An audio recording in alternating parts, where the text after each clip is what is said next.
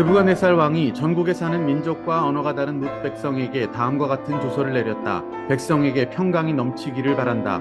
가장 높으신 하나님이 나에게 보이신 표적과 기적을 백성에게 기꺼이 알리고자 한다. 크도다 그 이적이요, 능하도다 그 기사요. 그 나라 영원하고 그 통치 대대에 이를 것이다. 나 느부갓네살이 집에서 편히 쉬며 궁에서 평화를 누릴 때 꿈을 꾸었는데 그 꿈이 나를 두렵게 하였다. 침대에 누워 있어도 생각이 번거로웠고 머릿속에 받은 환상 때문에 나는 번민하였다. 그래서 나는 그 꿈의 해몽을 들어보려고 바빌론의 모든 지혜자를 다 내 앞으로 불러오도록 명령을 내렸다. 마술사들과 주술가들과 점성가들과 점쟁이들이 나에게로 왔을 때 내가 그들에게 꿈 이야기를 하였으나 그들은 나에게 그 꿈을 해몽해 주지 못하였다. 마침내 다니엘이 내 앞에 나타났는데 그는 내 신의 이름을 따라서 이름을 벨드사살이라고 고친 사람이다. 그는 거룩한 신들의 영을 지닌 사람이어서 내가 꾼 꿈을 그에게 말해 주었다. 마술사의 우두머리인 벨드사살아, 내 안에는 거룩한 신들의 영이 있으니 어떤 비밀도 내게는 어렵지 않을 줄을 내가 안다. 내가 꾼 꿈을 해몽하여 보아라. 내가 침대에 누워 있을 때 나의 머릿속에 나타난 환상은 이러하다. 내가 보니 땅의 한가운데 아주 높고 큰 나무가 하나 있는데 그 나무가 점점 자라서 튼튼하게 되고 그 높이가 하늘에 닿으니 땅 끝에서도 그 나무를 볼 수 있었다. 나무는 잎이 무성하여 아름답고 열매는 온 세상이 먹고도 남을 만큼 풍성하였다.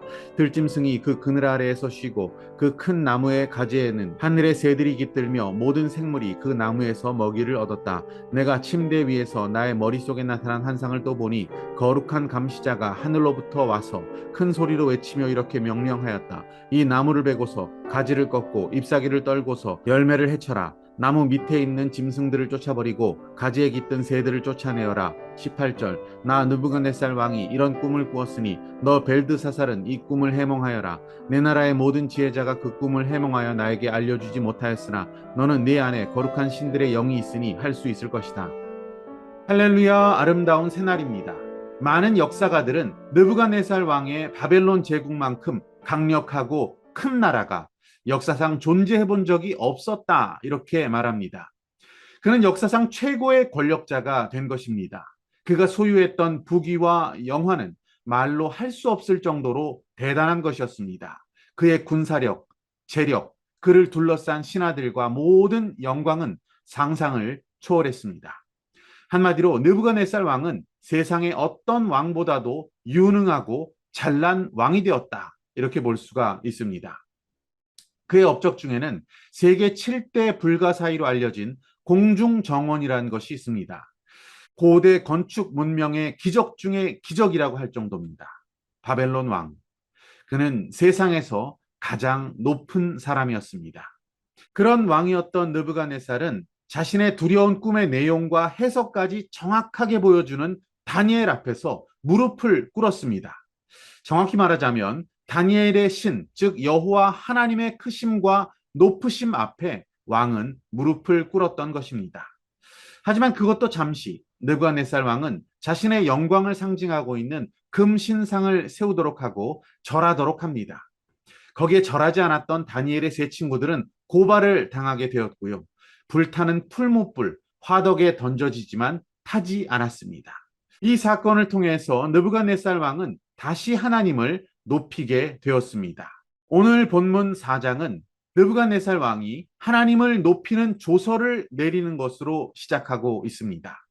하지만 그것도 잠시, 세상에서 가장 높은 왕이 되어 살았던 느부갓네살은 여전히 오만과 자부심에 사로잡혀서 살아가고 있었습니다. 그때 만왕의 왕이신 하나님께서 다시 한번 느부갓네살에게 두려운 꿈을 꾸게 하십니다.